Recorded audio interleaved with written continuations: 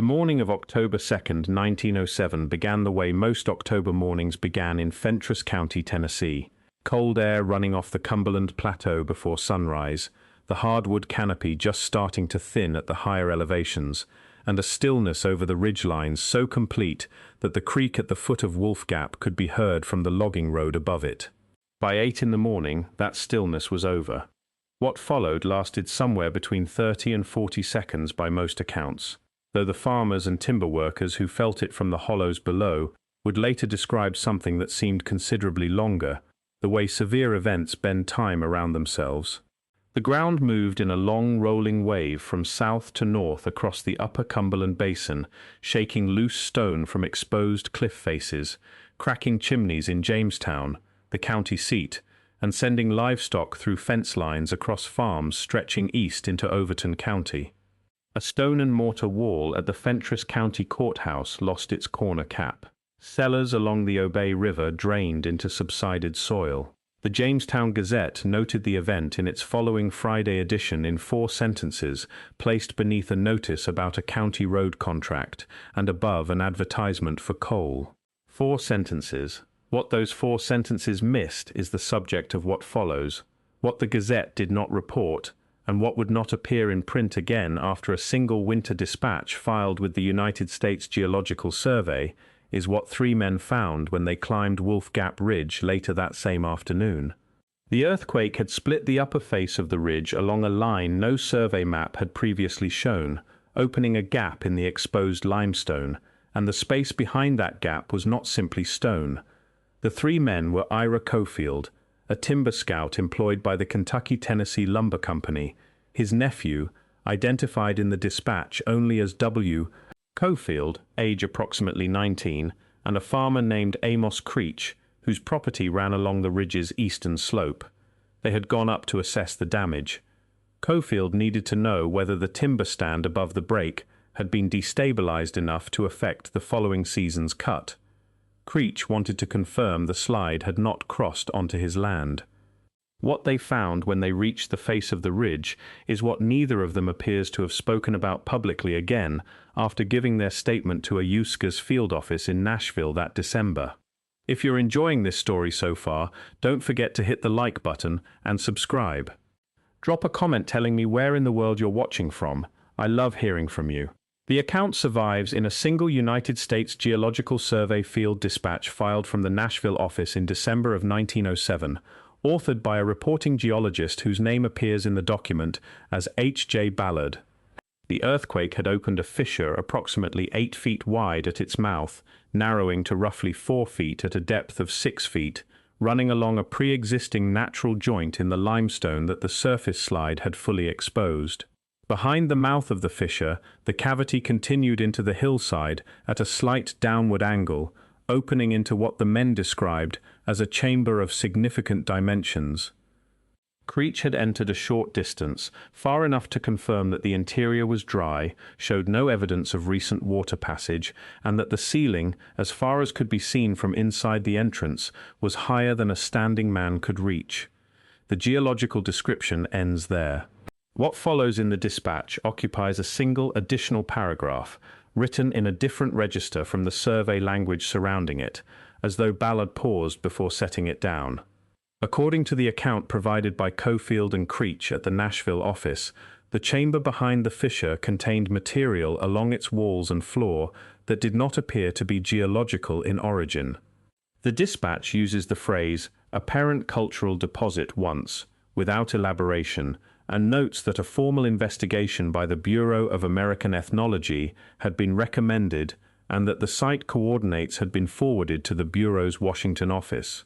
No record of any Bureau of American Ethnology investigation of Wolf Gap Ridge in Fentress County appears in the published reports of that agency for 1907, 1908, or any of the years immediately following. The forwarded coordinates, if they were forwarded, arrived somewhere in Washington and produced no documented response. That absence is worth measuring against the Bureau's own documented patterns.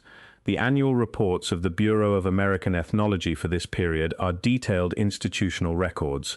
They list correspondence received and acted upon, field investigations authorized, sites under active study, and referrals pending follow-up. A USGS dispatch carrying the specific phrase "apparent cultural deposit" and the recommendation of a formal investigation should have generated at minimum an acknowledgement of receipt or a notation in the Bureau's internal correspondence files. The published record for the relevant years contains nothing that corresponds to a Wolf Gap inquiry.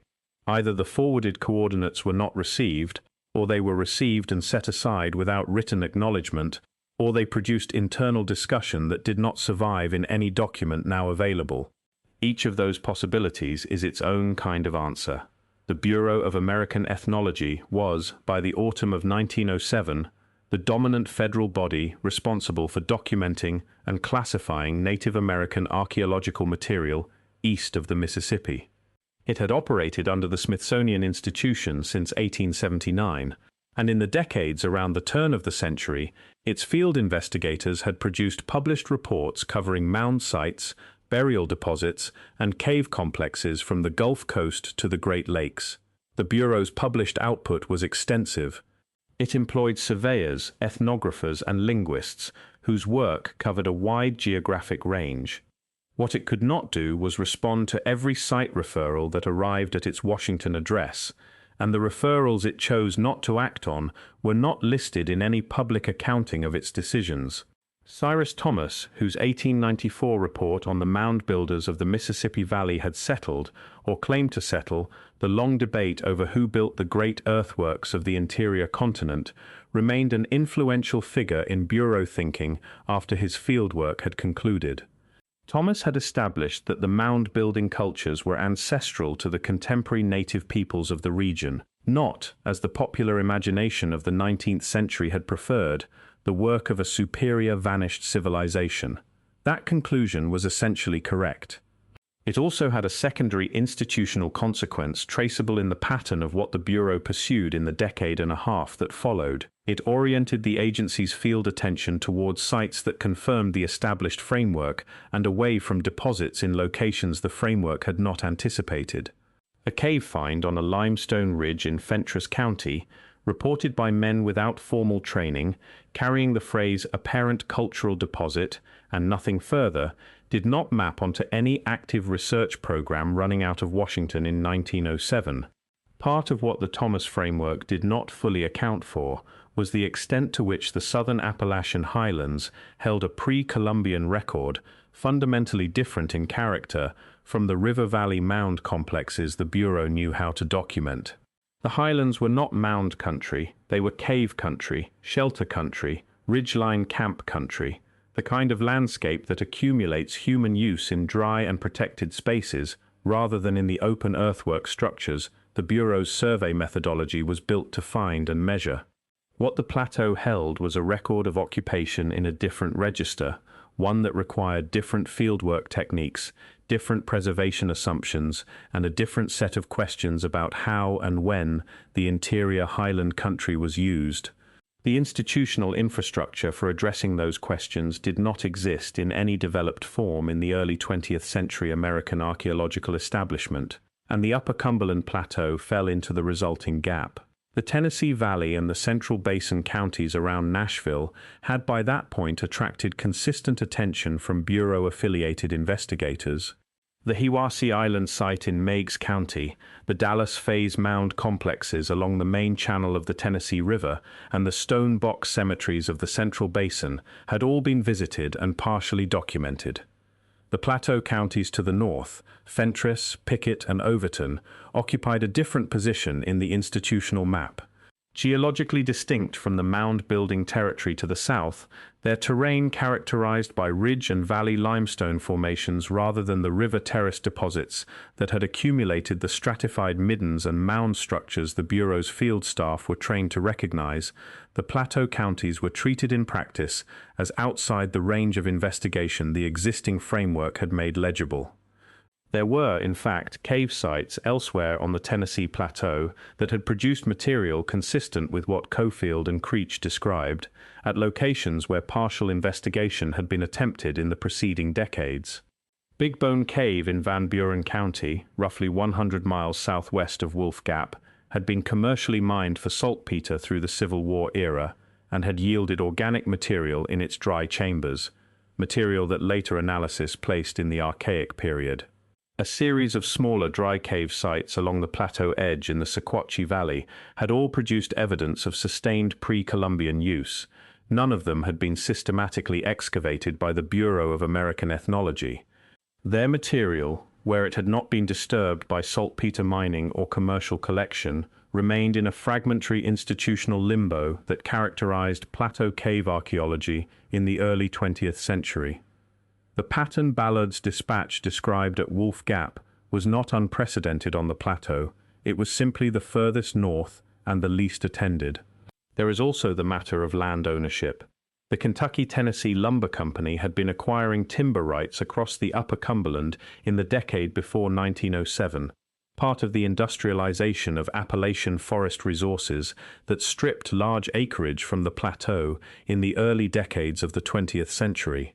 The company's land records for Fentress County, held in part by the Tennessee State Library and Archives, show a series of option purchases in 1906 and 1907 that included ridge parcels adjacent to what the deeds describe as the Wolf Gap Formation, a limestone feature referenced in local deed language going back at least to the 1860s. The acquisition of the timber stand, directly above the earthquake fissure, was completed in a transaction dated March of 1908, approximately 4 months after Cofield and Creech gave their statement to Ballard in Nashville. The timing is documented. Whether it is consequential is a question the surviving record cannot resolve. The industrialization of Appalachian timber resources moved through the plateau counties with a thoroughness that fundamentally altered the physical landscape before any systematic archaeological survey of what lay beneath it had been attempted. The ridge faces that logging operations cut access roads across in those years held cave systems, shelter sites, and fissure deposits that had not been mapped or inventoried. Access roads cut through limestone ridge formations do more than alter the surface. They change drainage patterns, introduce ground disturbance, and in some cases, destabilize fissure chambers whose interior conditions had remained stable for very long periods. If the access road the Kentucky-Tennessee Lumber Company built across the upper face of Wolf Gap in 1908 ran close to the earthquake fissure, the question of what that road did to the deposit inside the chamber is one the record cannot answer, because no one documented the interior before the road was built. Whether anyone from the Bureau of American Ethnology ever contacted the Kentucky-Tennessee Lumber Company regarding site access is not established by any surviving correspondence. What is established is that the company began active timber operations on the ridge in the summer of 1908, and that the Tennessee Geological Survey field notation for Fentress County in 1910 makes no reference to any cave deposit or cultural material near Wolf Gap. It describes the formation as a standard jointed limestone ridge, consistent with Cumberland Plateau geology, and moves on. What Cofield and Creech described seeing inside the chamber is recorded in Ballard's dispatch in language so deliberately restrained that the restraint functions as a kind of evidence. The wall surfaces bore what Ballard calls marks of a worked or smoothed character, inconsistent with natural weathering or water action. The floor of the cavity contained concentrations of material, including what appeared to Creech and the elder Cofield to be worked stone and organic remains in a state of considerable age. Ballard adds one qualifying sentence before the paragraph closes. These descriptions are offered as reported by the informants and have not been verified by direct examination. He filed the dispatch in December of 1907. There is no indication he visited the site before filing it, and no indication he was asked to. H.J. Ballard appears in the Nashville field office records for this period as a survey geologist whose assigned work was primarily topographic and mineral resource oriented. His other dispatches from this period concern coal seam assessments, ridge elevation measurements, and river drainage surveys. The Wolf Gap Dispatch is the only one in his file series that reaches for language resembling archaeological description.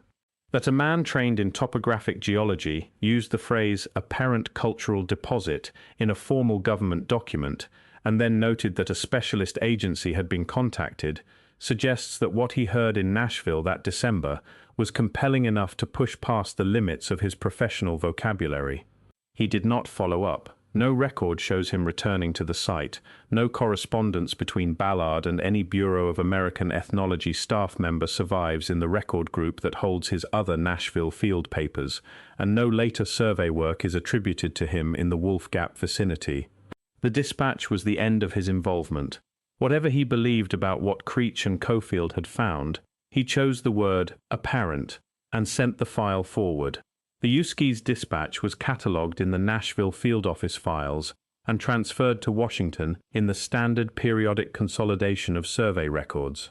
It is indexed in the National Archives Finding Aids as part of Record Group 57, the records of the United States Geological Survey, in a category covering Tennessee field dispatches for the years 1905 through 1910. No published archaeological study of Fentress County has cited it. If you're hooked on this story, make sure to subscribe and turn on notifications so you never miss an upload.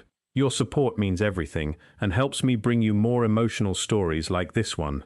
The Upper Cumberland Plateau had accumulated a pre-Columbian record across a long span of human use. The limestone ridge and valley country of the plateau was not the intensively studied territory of the Tennessee River mound complexes, but it was not empty. The dry cave systems of the plateau, its shelter sites, its sinkholes, its seasonal encampments along the upper tributaries of the Cumberland River, had been used across the Archaic, Woodland, and Mississippian periods by populations whose relationship to the highland terrain was seasonal, selective, and persistent. The plateau cave sites did not accumulate the dramatic surface evidence that drew Bureau attention in the Central Basin. What they accumulated was the kind of deposit that reveals itself only on close examination of what a cave system holds in its dark interior: stratified floor material, worked stone, organic remains preserved in the dry conditions that make plateau cave interiors among the best preserving environments in the eastern woodland. The Cherokee presence in the Upper Cumberland was, by 1907, a largely erased fact in the administrative record. The removals of 1838 had cleared the plateau of its remaining Cherokee population with a thoroughness that the subsequent settlement history treated as the prior and natural condition of the land, rather than the result of a recent and violent displacement. What had been here before the settlers came, and what the settlers themselves had encountered in the first decades of their tenure in the hollows and on the ridge faces, existed in a kind of institutional double vision, acknowledged in broad terms, unexamined in the specific places where its physical evidence remained. The cave systems of the Cumberland Plateau were known to the Cherokee, and, in the oral tradition the Cherokee maintained about the people who had preceded them, associated with a population they referred to as the moon-eyed people, a term recorded by several early European travelers to the southern Appalachians. James Adair, the 18th-century trader and chronicler whose account of the southern tribes remains one of the primary pre-removal documentary sources, recorded the term in the 1770s. John Sevier, the Tennessee governor and frontier soldier, referenced the same tradition in correspondence from the early 1800s. Noting that the Cherokee described the moon-eyed people as a pale, cave-dwelling population driven into the highland margins before the Cherokee's own ancestors consolidated their presence in the southern Appalachian Range. The specific association in these accounts with dry, limestone cave systems in the highland country, the precise geological environment of the Cumberland Plateau ridge formations, appears consistently across the documentation of this tradition before it was absorbed into the regional folklore category and effectively closed to systematic inquiry. Neither Adair's account nor Sevier's correspondence was treated by the Bureau of American Ethnology as grounds for investigating the cave margins of the Upper Cumberland. The oral record and the physical landscape were handled in separate institutional containers, each by staff whose expertise did not require them to cross-reference the other. The connection between what one body of evidence described and what another might confirm had no institutional mechanism to bring it to a single point of inquiry. The gap between them was not a decision, it was a structural absence. The dry limestone cave systems of the southern Appalachian highlands have, since the mid-20th century, produced some of the best preserved organic material from the pre-Columbian period available in the eastern half of the continent. Perishable items, textiles, cordage, plant material, and in documented cases human remains have been recovered from dry cave chambers in conditions of extraordinary preservation, precisely because the stable, low-humidity atmosphere of an enclosed limestone cavity halts the biological processes that destroy organic material in open air or wet cave contexts. The dry cave sites along the plateau margins in Sequatchie and Warren counties, and a series of highland cave locations in the Alabama Plateau country, have all yielded material demonstrating sustained use across multiple cultural periods, in some cases spanning thousands of years of intermittent occupation by different populations. A sealed chamber in the Wolf Gap limestone, dry, elevated, protected by the surface slide until the earthquake reopened it in 1907, would have been exactly the environment in which that kind of long-use deposit accumulates and survives. What Creech and Cofield described in the vocabulary available to them in 1907 was, as close as two men without archaeological training could manage, a site report. The worked or smoothed wall surfaces are the key observation. In a dry limestone chamber with no significant water flow, there is no geological mechanism that produces the sustained, directional smoothing associated with repeated human passage. What produces it is use. Bodies moving through a confined and relatively dark space across a long period, leaving the stone polished by contact in a pattern that is directional, localized, and inconsistent with the random surface change that water action produces. Creech described it to Ballard in terms a topographic geologist could set down, and Ballard recorded it in terms careful enough to justify forwarding to a specialist agency, even if that specialist agency sent no one in return. What this meant in practical terms is that the cave systems of the Upper Cumberland accumulated a century of settler-era local knowledge without any of that knowledge entering the institutional record in a form that could be acted upon. Farmers and hunters in Fentress County knew which ridge faces held deep cavities, which stayed dry through wet seasons, which carried in family memory some association with old use. That knowledge traveled through households and across property lines in the way practical local knowledge travels, present and functional in the place where it exists, invisible to survey teams whose classification systems had no place for it. The organic remains Creech mentioned in the floor deposits, noted as being in a state of considerable age, are the element of the account that no subsequent document addresses in any form. The dispatch does not specify whether the remains were faunal, botanical, or human. Creech apparently provided more detail in his verbal statement to Ballard than the dispatch records, but what that detail contained is not preserved anywhere in the surviving file. The dispatch is the terminal document, what Creech saw and described, reduced to what Ballard wrote, filed in a category that produced no follow-up, and transferred to Washington in a box of survey papers that no one with the right question has since opened. By 1920, the timber operations on Wolf Gap Ridge had run their course. The Kentucky-Tennessee Lumber Company transferred its Upper Cumberland holdings to a Nashville real estate firm, which subdivided the parcels for sale over the following years. The ridge returned to scrub growth in the pattern common to cleared Appalachian slopes, becoming within a generation indistinguishable from any other regreening hillside on the plateau. The road the company had cut across the upper face was absorbed into the network of logging traces and walking paths that cross Fentress County hill country. The surface expression of the fissure, buried under decades of soil accumulation and root growth, ceased to appear as a distinct feature. There are no photographs in the record of what the earthquake opened. Ballard did not visit the site.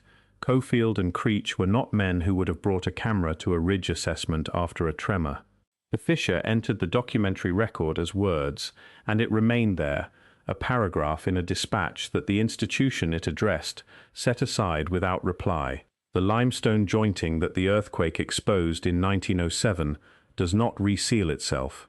The cavity Creech entered in October of that year is almost certainly still there, behind the face of the ridge, dry and undisturbed in the way that Cumberland Plateau cave interiors tend to remain across long periods, because the plateau's limestone formations are old and stable, and the interior environments they produce are among the most preserved in the eastern half of the continent.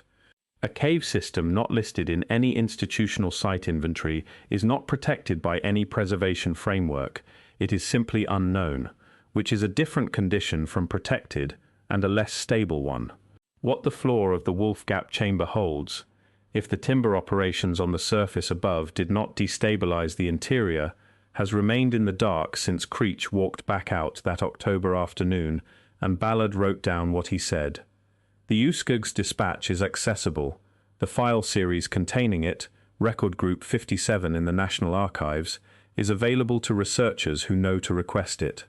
The site description Ballard recorded, Wolf Gap Ridge, Fentress County, the upper face, approximately a half-mile north of the road toward Pickett County, is specific enough that a modern ground survey using subsurface detection equipment could locate the limestone jointing with reasonable confidence.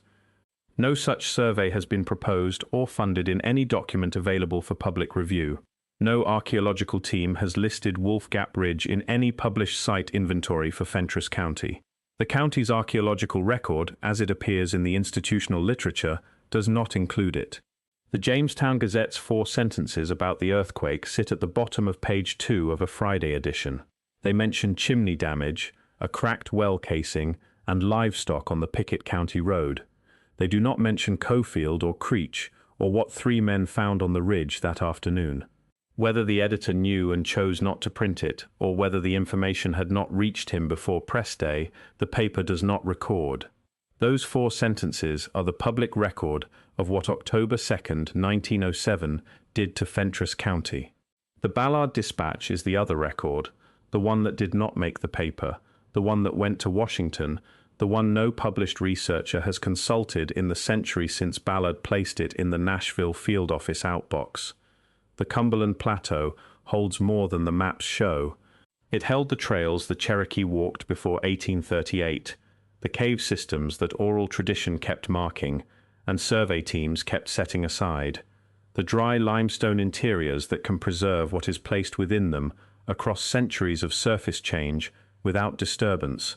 What the earthquake of 1907 opened along the face of Wolf Gap Ridge entered the written record once, in language careful enough to be credible and obscure enough to be overlooked, and then the ridge closed back over it, not by any institution's deliberate choice, not by any single act of suppression, but simply by time doing what time does to an unattended gap in stone.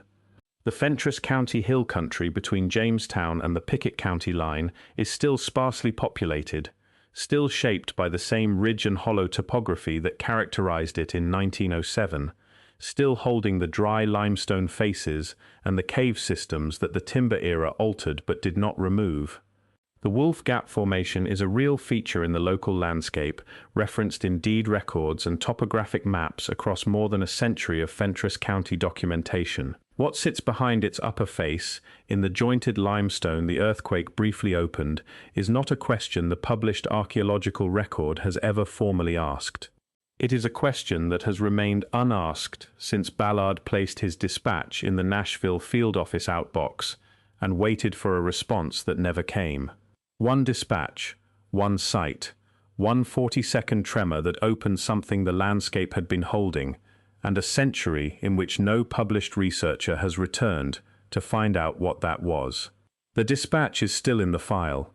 The ridge is still where it stood in 1907, what Amos Creech walked into and walked back out of, and described once to a geologist in Nashville, and apparently never mentioned again in any surviving record, remains in the dry interior of a Cumberland Plateau limestone ridge, in the dark and in the quiet, waiting for someone who knows which file to open. Thank you so much for watching until the end. If you loved this story, check out the other videos on your screen now. I think you'll really enjoy them. And don't forget to subscribe if you haven't already. See you in the next story.